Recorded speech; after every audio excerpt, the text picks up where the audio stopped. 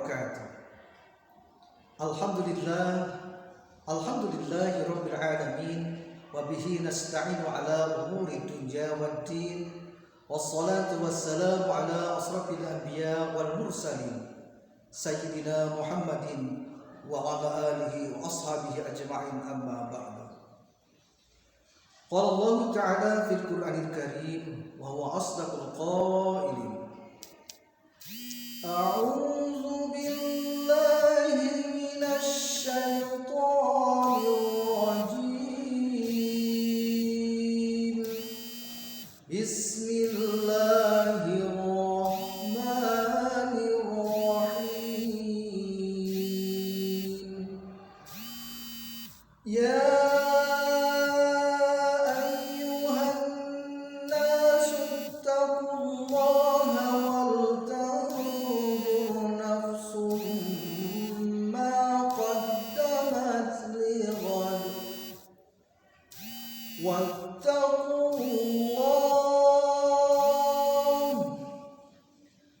wattaqullaha innallaha khabirum bima ta'malun.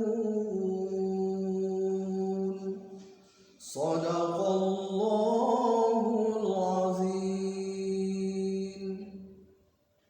Awal kata, marilah kita panjatkan puji dan syukur kehadirat Allah Subhanahu wa ta'ala. Salawat serta salam mudah-mudahan dilimpahkan kepada junjungan alam Nabi Muhammad sallallahu alaihi wasallam.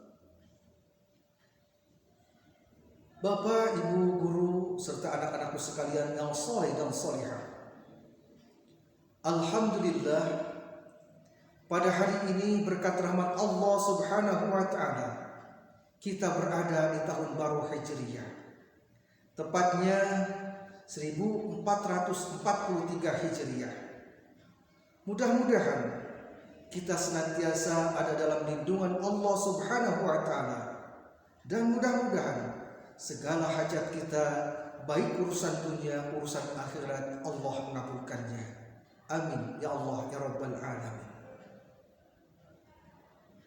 Hijrah asal katanya dari bahasa Arab, yaitu hajar, yang berarti berpindah.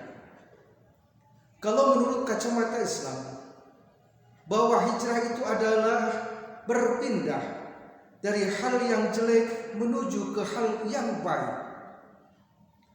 Seperti yang baginda Nabi Muhammad SAW kerjakan. Beliau berhijrah dari kota Mekah menuju kota Madinah. Mengapa Rasulullah SAW melakukan hijrah? Agar lebih baik. Sebab saat di kota Mekah, Rasulullah SAW secara politis sudah terjepit. Banyak umat-umat Islam yang dikejar-kejar oleh orang-orang kafir, disiksa dan bahkan sampai dibunuh. Hal itu pun sama dengan keadaannya dengan baginda Nabi Muhammad SAW. Kanjeng Nabi Muhammad SAW pun sama akan dibunuh oleh orang-orang kafir. Rasulullah tidak bisa bebas berdakwah di kota Mekah. Sempit lahan dakwah baginda Nabi Muhammad SAW karena terus diintimidasi, diancam dengan pembunuhan. Selain politik pun, secara ekonomis, di kota Mekah sulit untuk mengembangkan ekonomi. Maka tatkala berhijrah ke kota Madinah, di kota Madinah secara politis baik karena didukung oleh masyarakat kota Madinah, sehingga Rasulullah SAW bisa berdakwah dengan tenang, berdakwah penuh percaya diri. Islam berkembang sampai ke seluruh dunia dan sampai kepada kita sekalian. Dulu di kota Mekah sulit untuk berdakwah, sehingga berdakwah bersembunyi-sembunyi. Maka di kota Madinah tidak demikian. Rasulullah berdakwah dengan terang-terangan. Rasulullah berdakwah dengan terbuka, yang sehingga saudara-saudara, Ibu, bapak, guru, serta anak-anakku sekalian, Islam berkembang dan berkembang.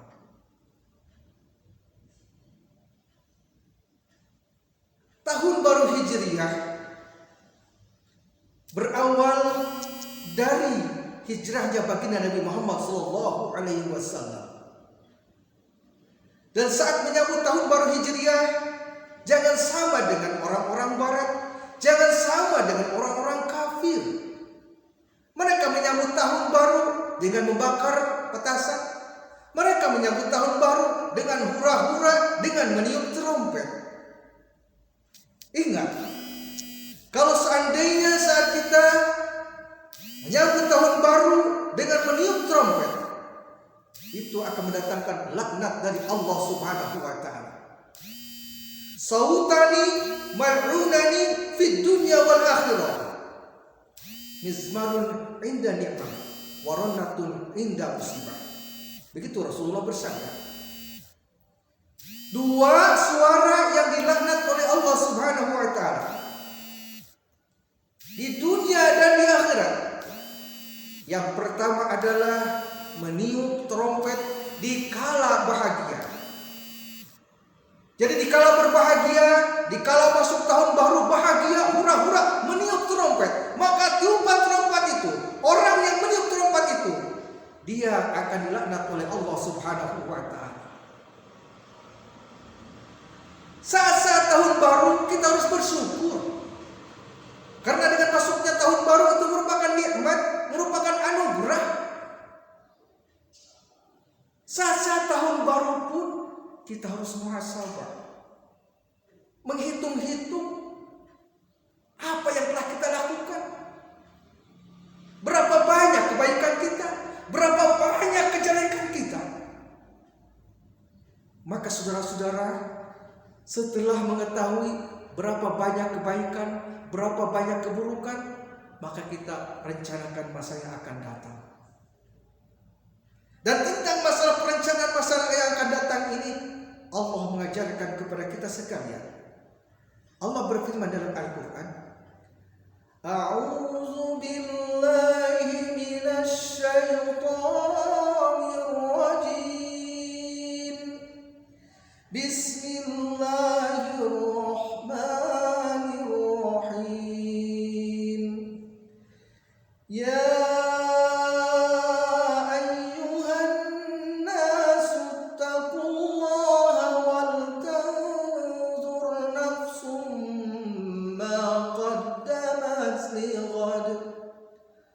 wattaqullaha innallaha khabirum bima ta'malun.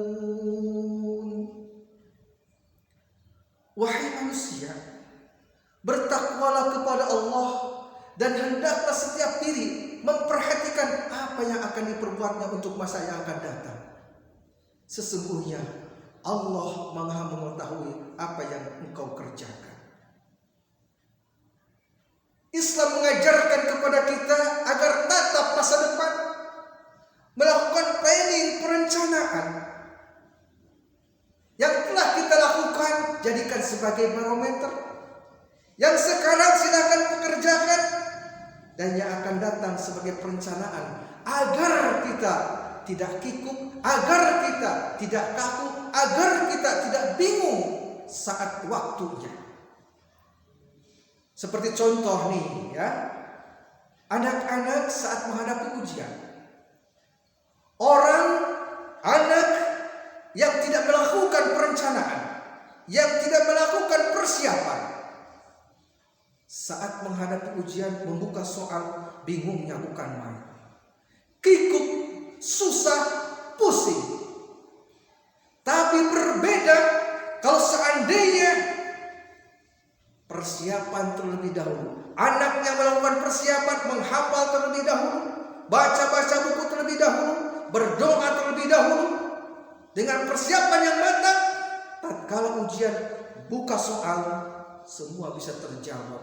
Bahagia rasanya, pusing hilang, lelah hilang, bahagia dengan mampu menjawab soal-soal. Itulah yang mempunyai planning, itulah orang-orang yang mempunyai persiapan, dan itu diajarkan dalam Islam. Ibu bapak guru serta anak-anakku sekalian yang soleh dan solehah, momen tahun baru ini, marilah kita bersemangat mempersiapkan diri kita menyongsong masa depan yang lebih cerah dan lebih gemilang, dan senantiasa songsong keridhaan Allah Subhanahu wa taala.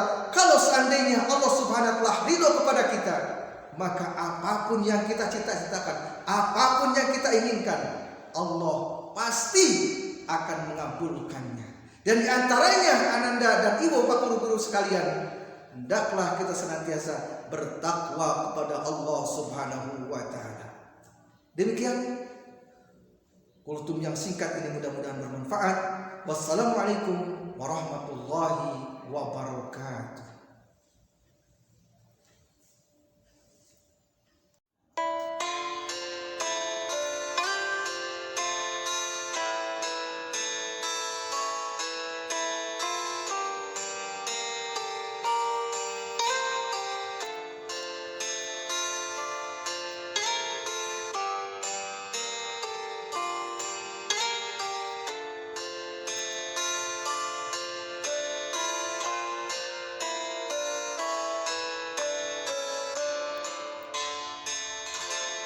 Sallallahu ala